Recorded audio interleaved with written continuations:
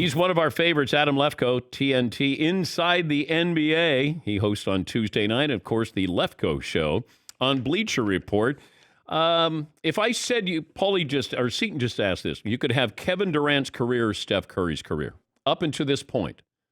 Knowing what you know, whose career would you take?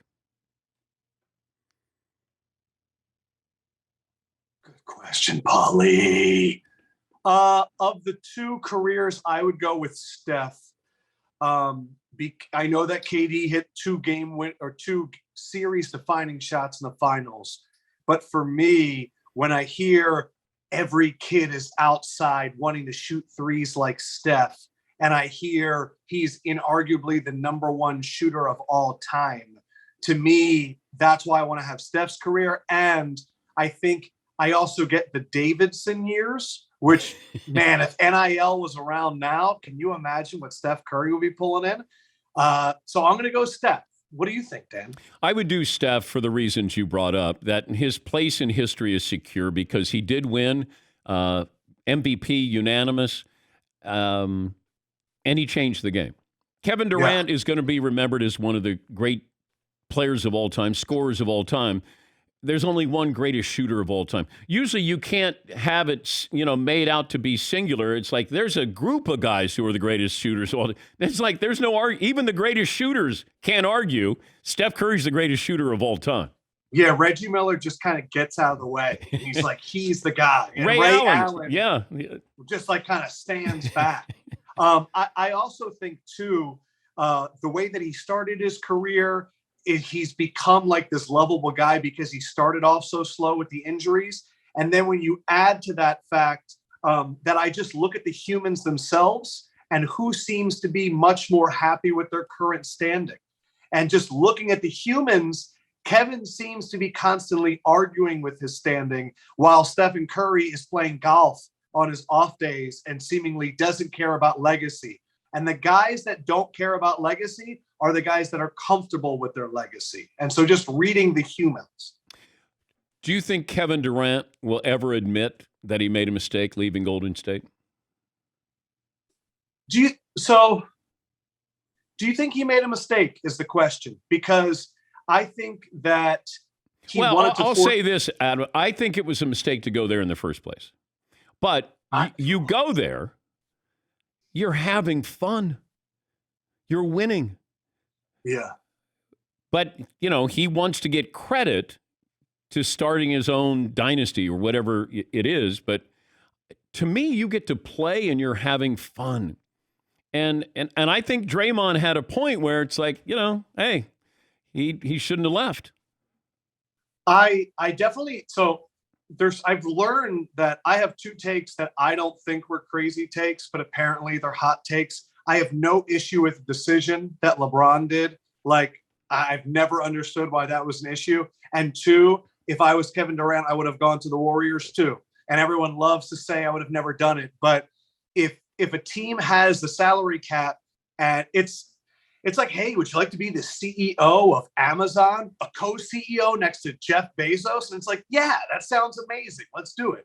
I look at Kevin Durant to forge his own path, to come to the East Coast, to be around his business partners. We don't fault LeBron for wanting to go to LA for all of his business ventures and to start his own path. I think that KD's issue is that he picked the wrong running mate, is that he looked around and said, it would be really fun to do it with Kyrie. And I think if it was someone other than Kyrie, like Kawhi said, I want to do this with Paul George, and we'll see how that turns out next year. But it was choosing his partner that I think was the mistake. But clearly going to the Nets with the roster they had last year and the run they were making last year and how close they were to beating the Bucks last year, the narrative would be so different today if they get by Milwaukee. My problem with Durant going to Golden State was you had them. You were going to beat them. And to me, I know it would be tough to play with Russell Westbrook. I get that. And that might be a little bit bigger of a story attached to this. But Michael Jordan, I don't think would go, we can't beat the Pistons. I'm going to join the Pistons. If he did that and it was now, we'd be like, you got to be kidding me. Like, you want to take down the team that's there in front of you. I get that. I just think that with free agency today, like I felt like Scottie Pippen was making $8 back then. Like I think it's very interesting, this finals matchup, because both were built through the draft and they were able to build all this depth because of the draft.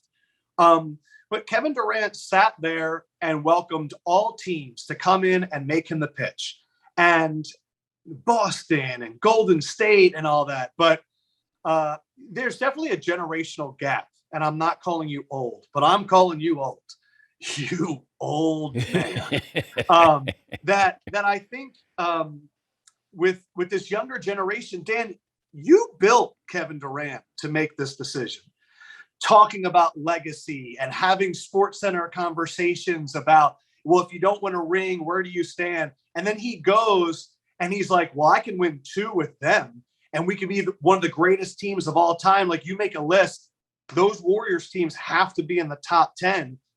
And then we're going to say that it was a mistake for him doing it. I feel like we created this monster, and then we're like, can you believe that monster? That's my only argument. Well, and mistake might be mischaracterizing what, that decision to do it. I wanted him to stay there because he was going to take them down. If they delivered like they were supposed to, they were going to beat Golden State.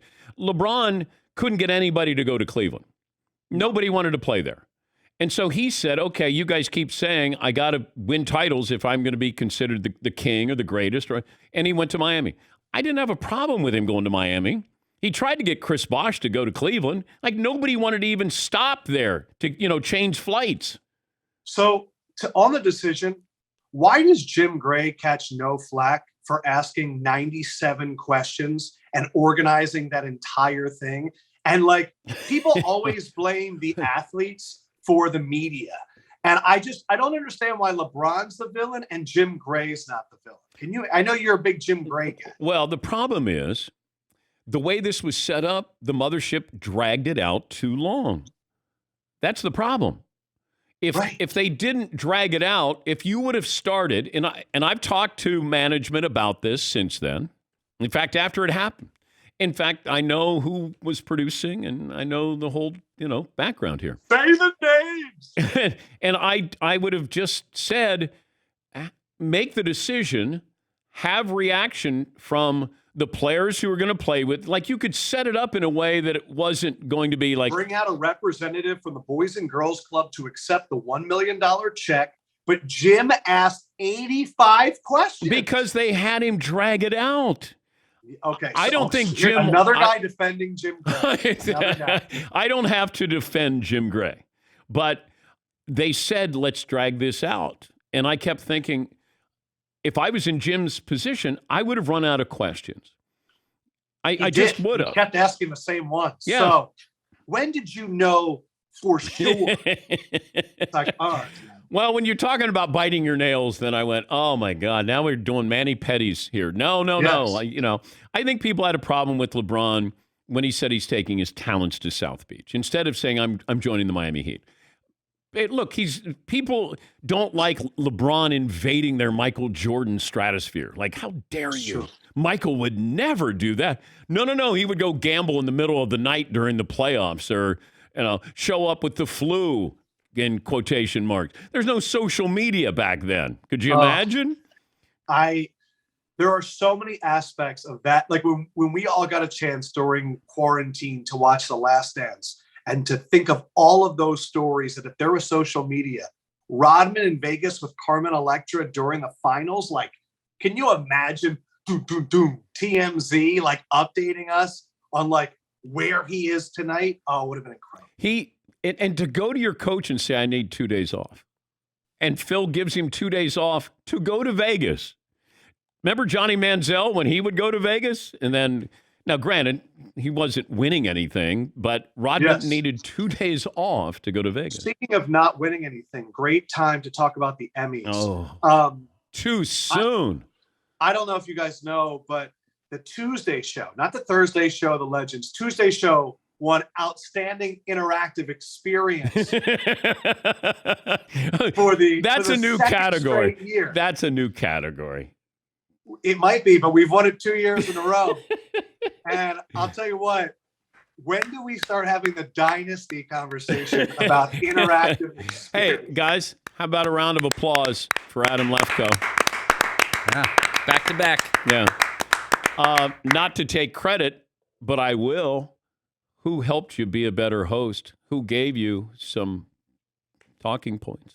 You know, it's funny. I was talking to Brian Curtis of The Ringer. Yeah. And he was asking me, you know, like, what do I compare a host to? And I brought up you, because I have to give credit where credit is due about point guards.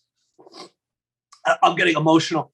And I've realized that I think I'm Rondo. I think I'm young Rondo with those Celtics teams. I think that's my comp.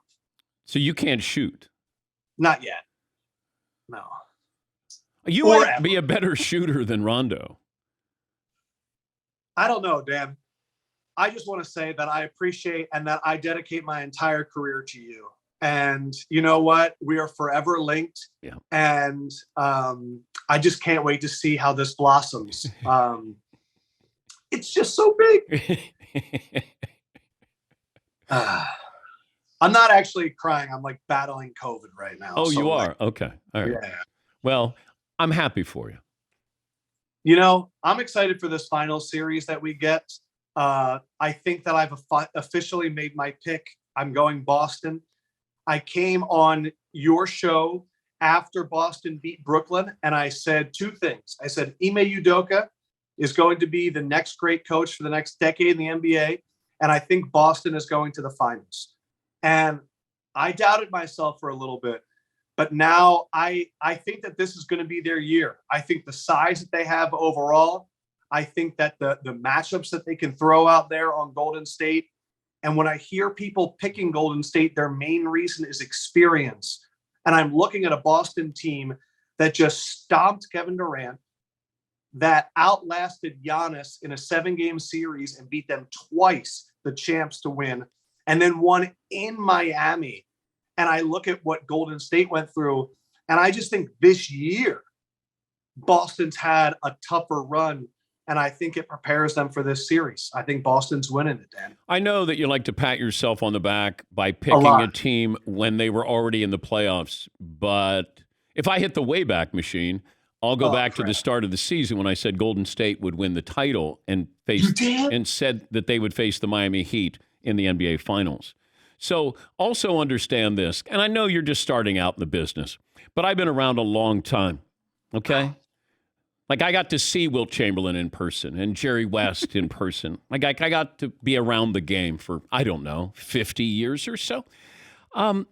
Boston went through a basically one-dimensional Milwaukee team. They went through a one-dimensional Miami Heat team. You can make the argument a one-dimensional Brooklyn team with Kevin Durant. Now you go against a Golden State team that has 3 or 4 guys who can get you at least 20 points in a game. So your defensive philosophy is a little bit different because now it's not the experience. To me, it's the balance that they have there. And we're just maybe seeing Klay Thompson coming back into the old Klay Thompson form. So just want to let you know, this is just me helping you and making you a better person. So next year, when you do the interactive experience or whatever that was that you guys won on TNT, yeah, you can thank me again. Man, that was a gut punch. Jerry West and Wilt Chamberlain. You're killing me. You're literally killing me, Dave Patrick. That was good. The way that you smacked me in the face and then said, "I'm here for you," was really well done. It's like a dog that slaps another dog in the face with its tail. That's what it is. Like I'm leaving and I smacked you. That's all. And then I walked away. Do you think you could help me repair my relationship with Jerry West? Because I still don't think that he likes me from our ultimate draft session. Let's put it this way. If Jerry doesn't like you, I'm not changing Jerry's opinion. Yeah. You're not exactly winning time. Just want to say. Well done. Yeah. Okay. Well, I'm gonna Feel better. All right. I'll find my own way to getting feel Jerry better. Westhart. And- I'm gonna send him a fruit basket. And once again, about a round of applause for Adam Lefko and TNT. Interactive.